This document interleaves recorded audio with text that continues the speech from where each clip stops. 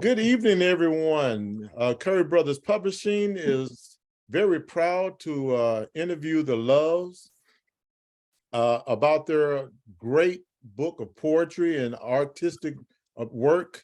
And we have Troy Williams that will be doing the interviewing of them. So I'm going to step to the side and let them take it over. And if I can ask everyone to please make sure you stay muted. So we won't get any background feed or noises. Troy, take it away. Hey, thank you, Robert. And welcome, guys. I'm your host, Troy D. Williams, actor and producer.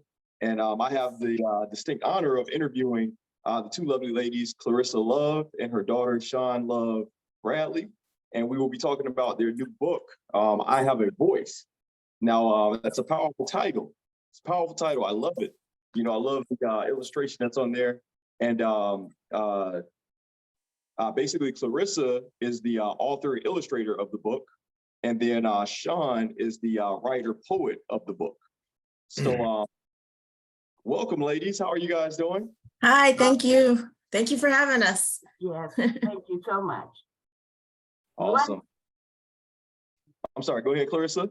I was just going to say, the one factor that's not mentioned is the historical information about these wonderful women. That should be truly, that is really magnificent. The historical information about what these wonderful women have done. And with that being said, let's go ahead and dive right into it. So let's talk about the origins of this book. How did it come about? You know, I know you guys collaborated on it, and which is very interesting. I know, Sean, you were in New York, and Clarissa, Yes. so you guys had to kind of work together from distance.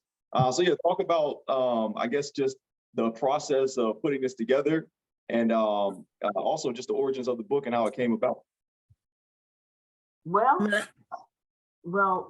as I was saying, I started school, I started college, and I was so upset, for lack of a better word, that there were no, I'm an artist and I major in art, and there were nothing about Black artists at all. And so I decided then and there, I went to the library to search, and I went to, when I went to library, being at a college library, you have, you know, access to a lot of libraries, and I found a lot of great Black artists, which no one knew about. So that was my journaling. And then I decided, but I found more Black men. And so I said, I'm going to look up and see what Black women have done. And women doing the development of this country were, whether it didn't matter what ethnicity they were more or less not spoken. They had no voice. And so I'm gonna let Sean fill in on that. Yeah, well, like it was honestly my mom's ideal, and she came to me and said we should write a book, and she's always been my biggest supporter on my poetry writing. I've been writing poetry since I was 11 years old, and I basically would write poetry and stuff it in my drawer and hide it, you know, and until I remember in 6th grade, I had to do a show and tell, and I didn't have anything to show and tell, so I took one of my poems and to show and tell, and I read my poem, and my teacher actually encouraged me to bring all the poems that I had written, and the Omaha school system published a book entitled Black Poetry and Writing. So that was my first published book. They actually published it. And so my mom just kind of, not harassed, but she encouraged very strongly that we should do this book. And so I kind of conceded. It's like, okay, we'll do it. We'll do it. Because I've always been kind of like just keeping my work to myself, basically. So I have her as my inspiration. And I think she really, you know, after I, you know, saw her go through college, you know, after she beat the first around a cancer. It was just such an encouragement to me that, that we can do this, we can somehow put this book together. So That's awesome. Now, while we're on that, I do want to touch on something. We have a very unique statistic that I learned about. Clarissa, you actually earned your degree at the age of 75. Yes. You said you got your degree in art, but talk about that. You were actually in college with your grandchildren. Yeah. Is that correct? Yeah, talk about that. I mean, I think that's that was wonderful.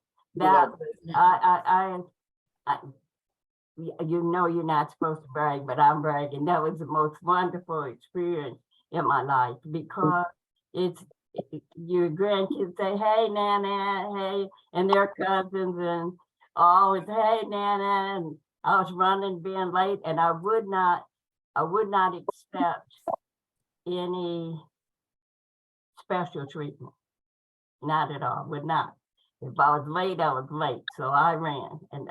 And believe it or not, they said at one time, they said I had COPD. I told them, I don't have no COPD. I got to my class from about 5 lines in 3 flat minutes. No, I don't have COPD. But it was just wonderful. And the knowledge that I've learned and the people that I've met, and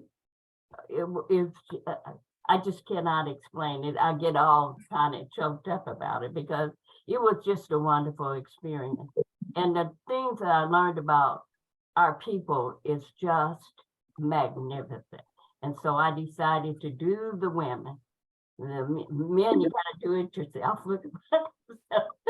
But because the women from Africa to America, or we're just the Mother Earth, and there's no other way to say that.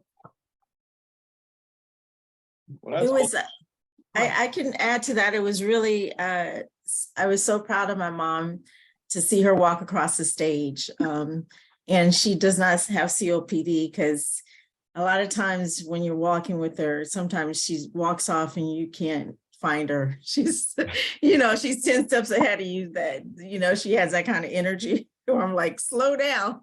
So, but yeah, she, from start to finish, she was carrying easels and paintings, from class to class, and, her artwork and her art supplies, and, just so encouraging to, see that.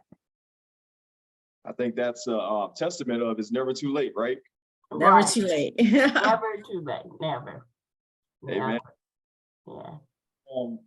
So you guys kind of dove into the book a little bit. And I wanted to know, like, the deeper meaning. Like, I Have a Voice is a very powerful, strong title. I think it's kind of captivating, when I hear it. But can you talk about how the title came about, and then what is the message behind the title in this book?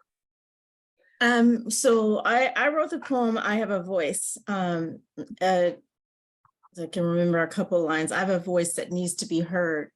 I can sing and shout, or no, I can sing or shout or sing like a bird. I have a voice. For me was I touched a little bit about it, of me wanting to hide myself and hide my gift, and not feeling like in my environment that I could speak up and speak out. And I think when we started doing the research on these women, a lot of these women, the obstacles and challenges they had were very similar, of not being able to speak up and speak out, or that they really had to speak up and speak out in order to, get anything accomplished. So I think for me, the deeper meaning of I Have a Voice is that, in order to really contribute and make a difference in this world, you really have to speak up and use your voice. You really have to speak up and say if there's something not right. You have to speak up and share your gifts and talents. You have to speak up and just be yourself, And I think the poem is, for me, is to encourage not only myself, but encourage other people to speak up and speak out and be yourself and be who you are, and share your gifts and talents with the world, because that's how you do make a difference in the world. Amen to that. you know, I have the one part that she says, I have a voice that carries voices from the past. If I speak up now, the voices will last. And that is so just so prominent to me, because that is what, as she just said, that if you really can look back and see what other people have done, there's nothing. I was always taught, if somebody else can do it, you may not can do it as good, but you can do it too. So, and that's that poem speaks to that. And the people in the past that are just the women, I wanted to just praise these women because they're wonderful. They went through so many things that it's just unbelievable. There's the one lady, the Susan King Taylor. She's helped the other slaves because she could read, and most of them, you know, at the time when they were with slavery, if you could read, you could go to jail. But so she would read and write for the slaves to have passes so they wouldn't get put in jail if they were out after curfew. And she did this at 7, 8, 9 years old. So those are the things that really kind of motivated me. And those are the things that I wanted to express. That's why I was saying the history of the women is very important. And that's very important in the book. It's not elaborated as much as it could be, but it's there. And what I had in mind is you give a person a little bit, they might look further and find out many, many things themselves. And, So true. and go ahead, get someone. And the one thing that I would like to do, say that the one thing I'd like to do is I'd like to see that, I know with that they have, I'd like to really, I'll tell you my dream.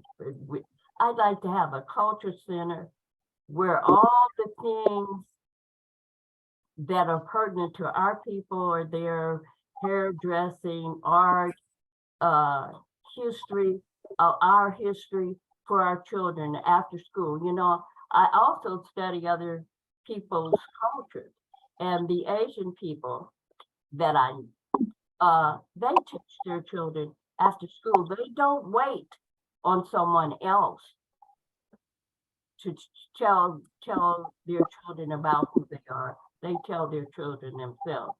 And I think that's lost. I think that's lost in today's culture because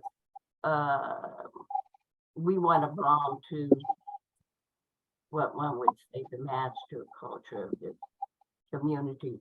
But we are the master culture of this community of America, because our music, our food, our everything you can think of, believe it or not, people don't look at it that way, but that's the way I look at it.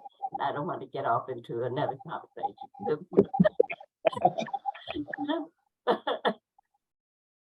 Hey, well, thank you for elaborating on that. It's awesome.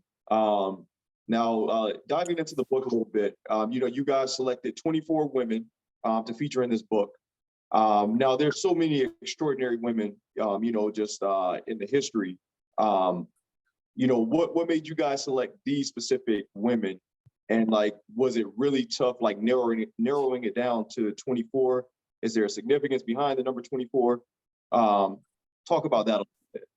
Okay, there's 27 actually. Now, 27. yeah, Sorry about that. Exactly, 27.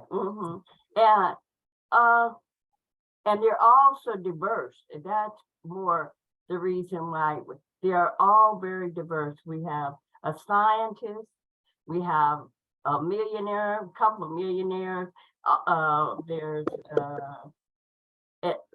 We actually have cards with their pictures on them. We have greeting cards with their pictures on them. Let me look at them. There's There's astronaut, the first astronaut. That's more or less how we started off with the first. There's the first doctor. There's the two sisters that are tennis players. And there is the first international pilot. Her name's Bessie Coleman. She's the first. She flew the Atlantic, I'm sorry. And there's the first Black woman that got the Academy Award. And there is even the first graduate of UNO, the school that I graduated from. Her name is Dorothy Moore. So the Oprah, and of course the First Lady, Michelle Obama. So it was, we tried to do the first, but then we found so many wonderful people that it's kind of the first doesn't matter anyway, in some instances. Okay, got you. Did you want to elaborate on that, Sean? I know my mom covered it. I think, there was some emotional ties to some of the women. I think it was who inspired us, whose story inspired us the most, what they went through and their contribution to this country. And I think, again, tying back to I Have a Voice, it's women that have made a contribution to this country, but don't have a voice, most people don't know who they are, our own, we don't even know who they are, and that has a lot to do with marketing.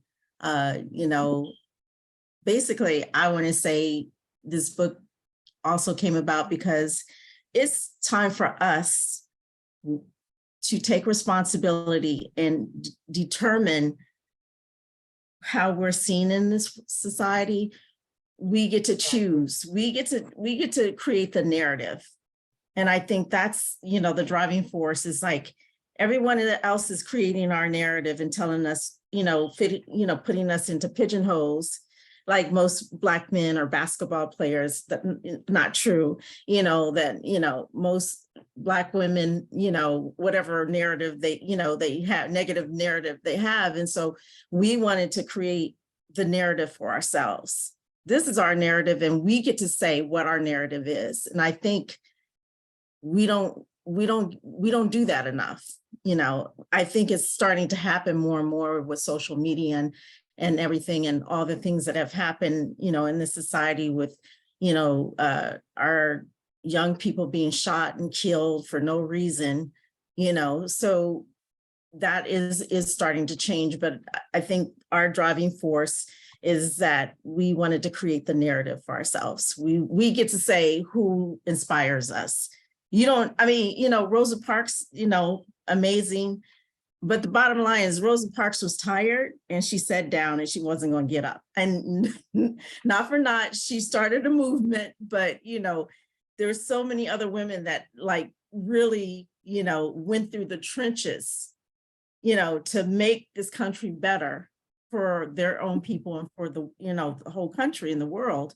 And so why not celebrate them? Celebrate Rosa Parks, but the bottom line was her narrative was she was tired. She had a long day at work. She didn't want to get up off that, off that seat, so, we have so many people that are out there that we keep celebrating over and over again. And I think my mom, and I have to give her props, is that she went and dug and researched. It's like, what about this woman? She talks to me about a woman that, lived in the walls. What, Harriet Jacobs. tell the story. Yeah. I know you want to tell the story. Her name's Harriet Jacobs. Okay. Yeah, she lived in the wall for almost 10 years before she could escape to Washington. And she also wrote for the New York Times, I do believe, under someone else's name, but she wrote. And then she went to England to be published for herself. So That's what I did with most of my time. Reading about, yeah. So, and that was the other joy of going to school. I learned so many things about so many people that we pretty much should have known anyway. You know, we don't really know that much about the people that they talk about, to tell you the truth. They, as Sean said, they pretty much publish what they want you to hear or what you want to feel that Black people do, and we need to tell our own narrative, what we do. And the one thing, I don't know how to do it or how to select it, but I'd like to have our own mother, just a mother, a stay-at-home mother, because, you know, lots of times they do many things outside of just being a mother. But I'd like to select maybe one person to report about their life and what they do on a daily basis and their children and whatever. Yeah. So because that is the segment of women that are not held in high esteem only for Mother's Day. But a mother is, until you put the dirt in their face, they're always working to move the people, and the people are the children. And there was a question about the target audience, and the target audience is everyone, but the children most importantly. That's my feeling. And that's who's their first teacher, their mothers. We have a publishing company, Curry Brothers Publishing Company, because of their mother, who made, see there? See, that's who's really at the bottom basis of everything, tell you the truth. Not to toot my own horn, of course. Okay, alrighty then. Back to you, Troy. You better take it over, Troy. I'm serious. You better, oh, I'm sorry. There was a lot of, let's say, a lot of heartstrings and a lot of research that went into putting this book together. How long did it take to actually finish the book, from like, inception to like having the idea, to brainstorming? Like, how long did it take to actually finish the book? Overall, it took about 3 years, but I think the last year, once we got all the information and the poems and everything, it took about a year. You did complete it and do it. You guys, that's dedication right there. And you guys just stuck with it. You stuck it out and finished it. I mean, that's a success story in itself. For those that are tuning in and those that will be watching this, on various platforms or whatnot, tell them what makes this particular book special, and like what makes this a must read. Why should they read this book? What makes this book special is that it's got great illustration. It's got great history. Just the learning aspect of a multitude of African-American or Black American women that have made a difference in this world. It's a great reference for everyone. And we also have taken this book, before we even wrote the book, we were taking it on the road and doing a traveling show. So we would present the illustration and the bios and the poetry, and people really love that, So we've targeted colleges, universities, schools, churches to go out and present it. So actually, that's also how we came about the book, is because we were out there, presenting this to audiences,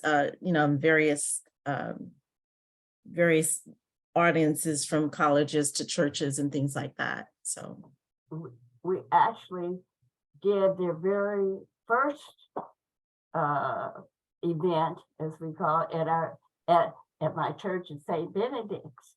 The Moore, we certainly did, and they loved it. And the people came, we did it then, we did it at the university, for Black Studies. I've done twice at university, but that, it was just, and it was so well received. We couldn't do anything else but put it down on paper and share it with everyone. It's entertaining, enlightening, and educational. It's the 3 E's. There's three. I think also people are really hungry for this information. I think people are really hungry because we don't have a whole lot of access. We might have one Black film in a year, maybe now it's 2, and so people are like really thirsty or hungry for our history and for, the truth, the truth of what our history is, And when I was growing up, both my mother and father, really were instrumental in sharing our history with us. One of my first acting gigs, I guess you would call it, was I had to recite the Kwanzaa, the Kwanzaa. I bombed. I didn't remember all of it. I was a little girl. I was like, this is too much. But I was introduced to Kwanzaa like at 7, 8 years old. I was like, oh, this is just daunting. But yeah.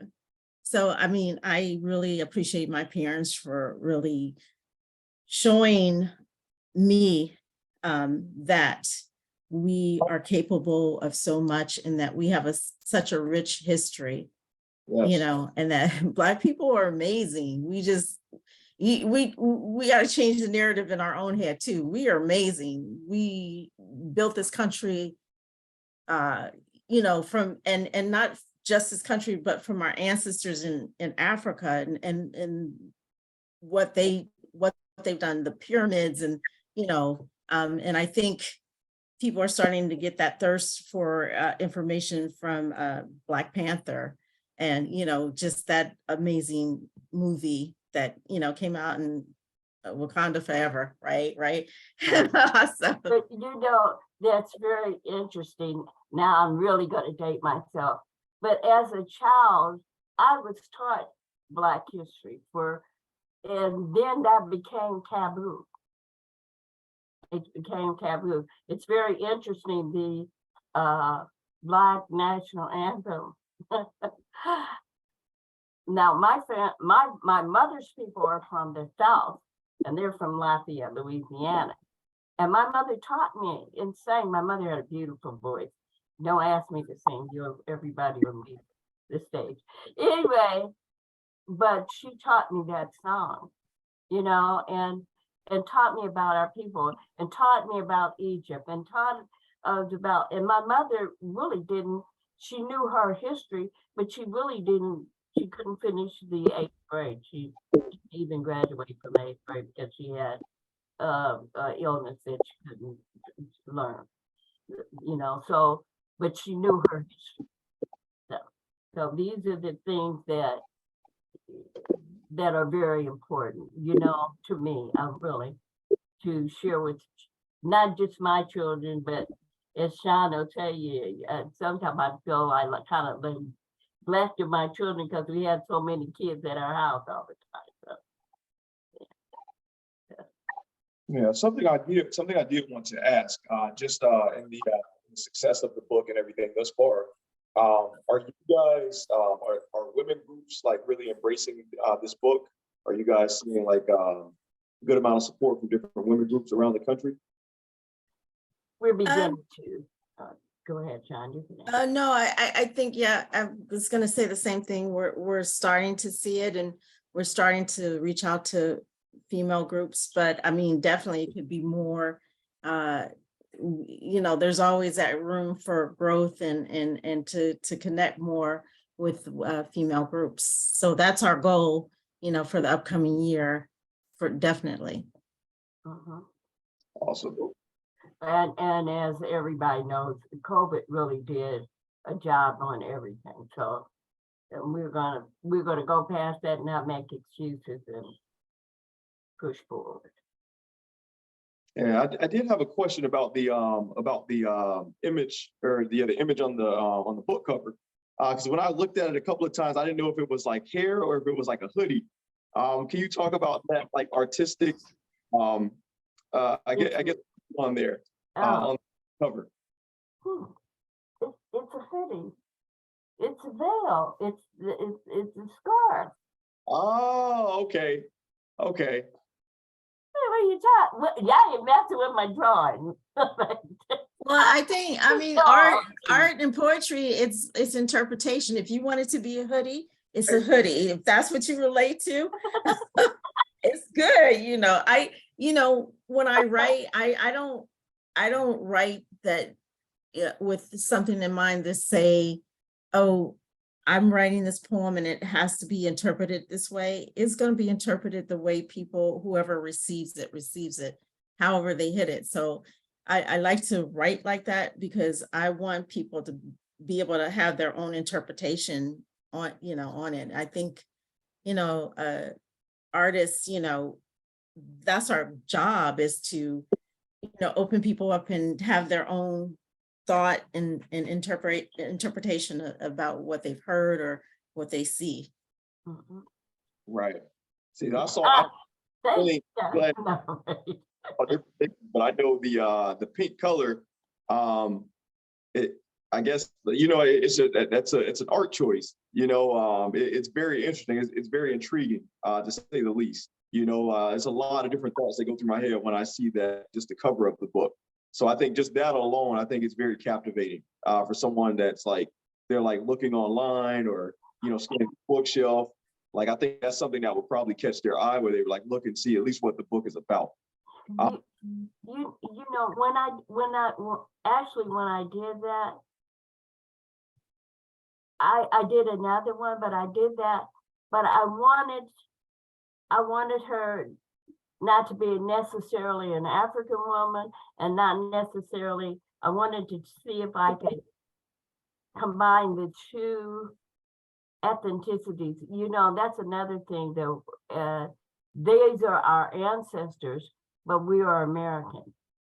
That's kind of interesting. And that's not an insult to anyone. And you have Europeans that are from Europe, and then you have Europeans that are American. I watch, not to get off into one other thing, but I watch since that the dancers for our programs that I've met are Africans. And I feel that to respect them as Africans who we are of the same ancestry, but not necessarily the same people. And I think I've learned something from them, that they need to be respected as from their country, as well as we need to be respected from ours. Not saying that we don't meet and love one another, for certainly. That's not what I'm saying. I'm saying the respect that one gives to someone else is not always given to their culture, because their culture is we are one people, but we're now different cultures. And that's probably the best way I can say that. And I think that needs to be respected. And I try to at any time. I just pretty much in my church, pretty much the people that belong there are beginning to die, and there are quite a few Africans, and I just love them, and they love me, and that's because I respect them for who they are, and I think that's very important, and I like to say that. So when I did the picture, I wanted to make sure that it was both cultures combined. Gotcha. Thank you for the elaboration on that. I think and it's not hair.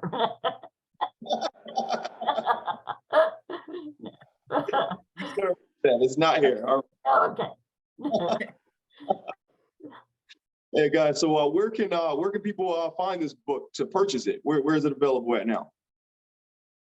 They can go to www.currybrotherspublishing.com. You can go to, Or they can go to our website, which is ihaveavoicene.com. They can go through our website as well. Yeah, they can go to our Instagram, I Have a Voice, and our Facebook, and we get directed. We're looking at ways to expand how people can get the book. It is not currently on Amazon at the moment, so that's a possibility and an option, but right now it's not. So,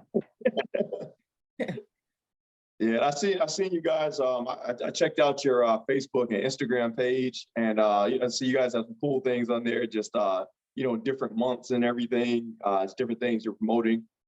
So we'll be sure to add those tags to everything as we promote this interview as well. Okay. So we'll do that. oh, and don't forget our greeting cards. China, Okay. that's what I said there. You don't like her? No, no, because it gives all the, do you have Yeah. No, Mom, no. Yeah, it's okay. They can see it on the, they can see it on Instagram or Facebook. okay. Okay.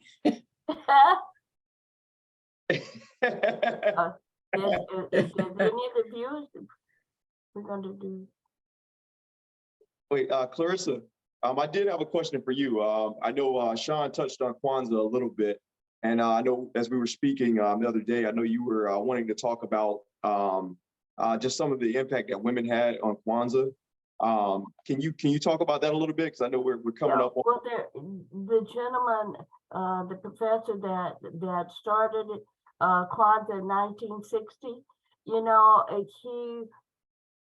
There again, many of the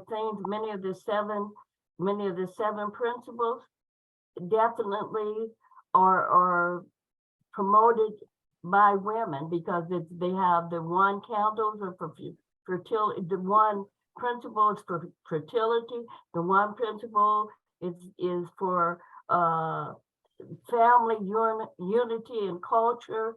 And I don't know exactly which one that one is, but it just kind of seems to blend in with the idea of commemorating Black women. It not to alleviate or eliminate, I should say, eliminate the men's contribution at all, but to enhance the women's contribution as far as the preparation and the absolutely teaching the children about respect and loving their parents and themselves and their community. I think that's one of the things that I went in reading, I could see how that all fits in to giving women a voice. And that's what I really like about that. It's awesome. Awesome. Thank you for sharing that. And, as we approach this holiday season, I know a lot of people will be celebrating, so much to be thankful for. What do you guys have going on for the holidays this year? I'm working my 7 jobs, man. What do you want? Well, I work in retail, I work in acting. I don't know. It's like, it's a lot going on. I think we kind of had our Christmas and New Year's and Thanksgiving holidays for my youngest son got married the 27th, the day after Thanksgiving, and we all went to Arizona and had a wonderful time. So I think that's kind of our Christmas and New Year's celebration. Of course, I'm going to be with my other family for Christmas Eve, but other than that, we're going to kind of wing it.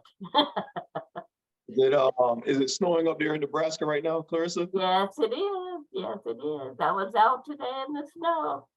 It's not very deep. It's not like it can be and probably will be, doing best it is. But- See, I'm Floridian. I'm down in Florida, and next week it's supposed to hit the 40s. It's supposed to hit the 40 degrees. So all of us Floridians, we're really panicking right now. We don't know what to do when it hits that. And when it goes over 50, we panic. I'm laughing. Go get a coat. I'm laughing. Sorry, y'all, that's Go to the That's store jacket and just weather. get a coat, the hat and gloves. You'll be fine. That's jacket weather here for sure. 40 and light jacket, yeah. I was wondering if any of the viewers had any questions they might before we go. Oh, she's taking over, Troy. You better jump in. One question everyone wants to know. All right, so here's the question of the hour. Is there another book project to come after this one? Can we expect another collaboration? Yes, we're in the process of another book. It's a different angle. Should I share the title, Mom, or no? You can, it's, Okay. It's called I Have a Voice, Passing the Baton. So still we're still working with Black American or African American women, and it'll be a similar setup, only it's our ancestors passing the baton to our younger generation or a younger generation. So it's still called I Have a Voice, Passing the Baton. I like that. Boom. There you Make go. Make sure the future remains bright. Like what they say in Black Panther, as long as someone from Wakanda holds the throne, then the future of Wakanda remains bright or something like Yeah, that. something like that. Yeah. Can I share one of my favorite poems? Absolutely, go ahead. You got the Okay. floor. It's called Turning Poison into a Kingdom. Everyone said I would fail. If I were a dude, I would be in jail. The first few years was a living hell. I was so scared, I wanted to bail. I knew I had to turn this around. At the time, I didn't know how profound, making noise and screaming the sound that I was willing to stay around. Very few people believed in me. They couldn't predict the future. They couldn't see. They weren't willing to allow me to just be. Bad judgments, of course, would cost me a fee. And maybe it was that which was a motivating factor, or maybe it was the perfect life distractor, but it set me up to be the ultimate actor, to fake the funk until the next chapter. What was for certain in my life was creating a life minus the strife, being the best mother and of course then wife, removing the cutting pains caused by the knife. Figuratively speaking, of course, for words can be hurtful and cause remorse. So I had to create a powerful force and finally be my own life source. But I was determined to take a stand. I had to be my own #1 fan and create an environment that would ban any naysayers who didn't believe that I can make a difference in my very own space and being success for me and my race. I was determined to put people in their place and let them know I was a force to erase. But nevertheless, I am living in my power. And in spite of this, and in spite of the past, I am the woman of the hour. My heart is full, my soul is not sour, because I created an empire that would tower. Oh, drop the mic after this. Drop the mic. And that was Kathy Hughes, who, of course, is the owner and creator of TV One, and what she did. And she actually was from Omaha originally. She lived across the street from my mom. Your mom from you. No, she lived around the corner. And Around the corner, across the street, around the corner. I'm sorry. Church. She also was a member of St. Benedict's the Moor with her mother. And I worked with her father at OIC. I don't know if you guys know OIC. No, Oh my goodness. Oh. no. It was a Black training school started by Reverend Sullivan. It was and it became national. It was in Africa, And it started off in, I want to say Pennsylvania. I think Reverend Sullivan was in Pennsylvania.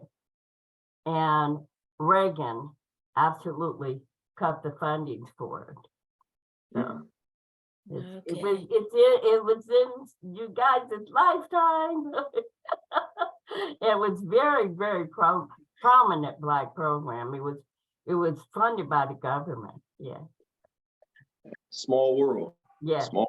And you said she created TV1. She started up TV1. Oh, yeah. Yeah. And She started from, I mean, she started from nothing, moved to DC from Omaha. And yeah. And she So went and she attended St. Benedict's Church. Her mother went to that church. We were in the same group. Mm-hmm. There's a lot of women. There's another famous woman from Omaha in the book too, I do believe. Yeah. well, yeah, that was just one of my favorite poems. But I once we did the bios, I created the poems based on each woman, so in their story. Yeah, I think that she started up TV1 because I actually appeared on an episode of Fatal Attraction, and it's on the TV1 network, so that kind of gave me like my little bit of notoriety and everything. So it was like first thing I did that was on national TV. So I'll always have love for TV1. So I did not know how it started and everything. So that's pretty cool. That's how it started. It's Kathy Hughes. Yeah. Look her up, or she's in the book. You know, you can go to the book and she's right there. She started from school. She actually started her program through school, I do believe, through her school that she went to in Washington. Mm-hmm. I'm gonna look that up, Kathy. Yeah, it's in the book. Oh, so anyway, I don't know if anyone. You guys know who Marian Anderson is? Oh my! Oh, here we are.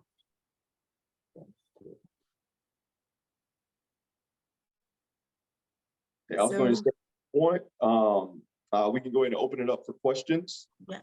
We have a couple of people that are tuned in. So yeah, guys, if you have any questions, now is a great time. We welcome those, and thank you guys for tuning in and staying alert during the whole time. I appreciate that.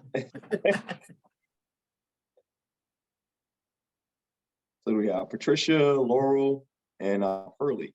Laurel. What is it? It's pronounced Laurel. Laurel. Okay. Laurel. Yeah. Okay. Did you have a question? Ask Mom. Yeah, he has a question.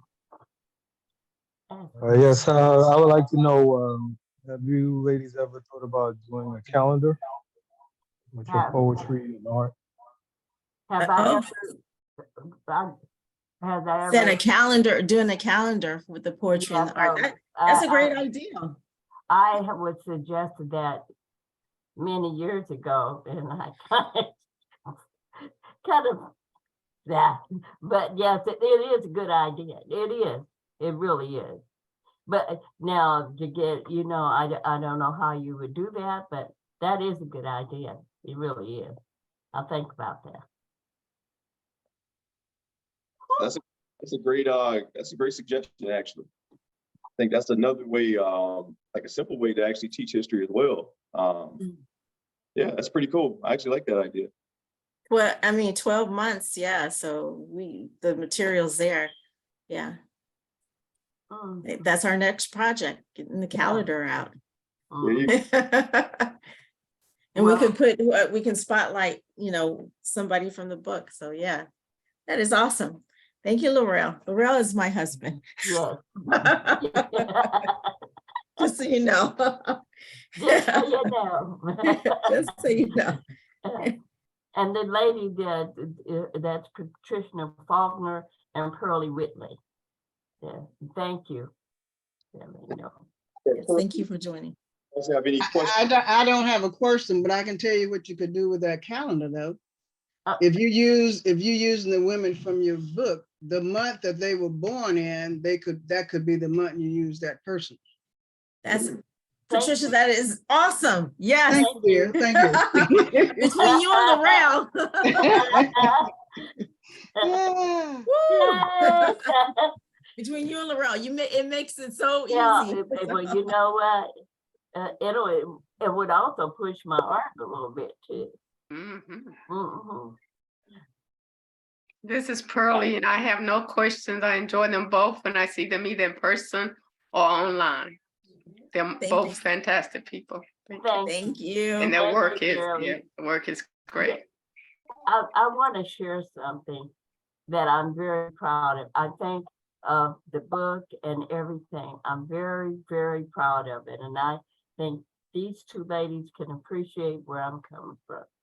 I did 2 pictures of 2 women that are they are being beatified to be saints. And the church put them up at my church. And I was never so proud and happy and pleased. I just was excited, was like a kid, and because of that pleased me very much. And I know that they understand what I'm talking about. And they're going to be also in the book. They're going to be in the book. That's all. Did you have any closing thoughts, Sean? Closing thoughts. Just to spread the word, to really share your gifts with the world, be yourself, be true to yourself. And I think that will make a better world for us all. Amen. Amen. Well, I would personally like to thank everyone for tuning in. And I would personally like to thank you guys. It was a pleasure doing the Zoom with you guys a couple of days ago, just getting to know you guys. And very excited to read this book and, help promote it for you guys. I think Thank you so much. definitely something that's needed.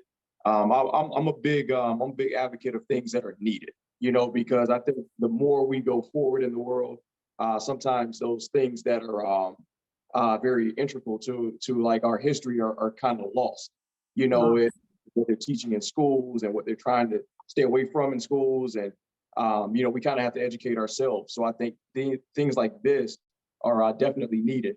And, just to kind of hear the history of women, because I think, Black women, man, it's like, I think Black women are overlooked so much, in the world today.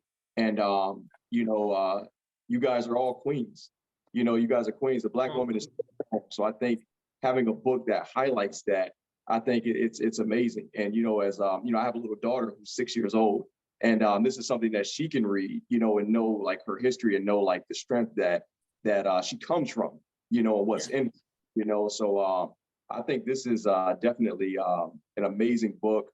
I love the title. And, even though I'm not a woman, I would say your title of the book, especially after you explain kind of the significance of it, it really spoke to me a lot because I'm an actor now, but my biggest fear in life coming up was public speaking. So I was the guy who always sat in the classroom. I would know the answer, but I would never raise my hand. I was a guy that I just never wanted to draw any attention to myself. So, I got to a point in life where I realized that, the Lord told me, hey, you have a voice, you need to use it. There's value. And that's where I kind of started to overcome my fears and things of that nature. So I kind of relate to that a lot, just on a personal level. So, I'm really excited to read it. And like I said, just help you guys get the word out. That's awesome. Yeah, so let us know what your favorite poem is and the favorite piece of art for our next event, which is going to be February 10th. Spread the word, everyone. Yeah. Anything, Clarissa? I'm talked out. No, and thank you so much for coming. No, John said it all.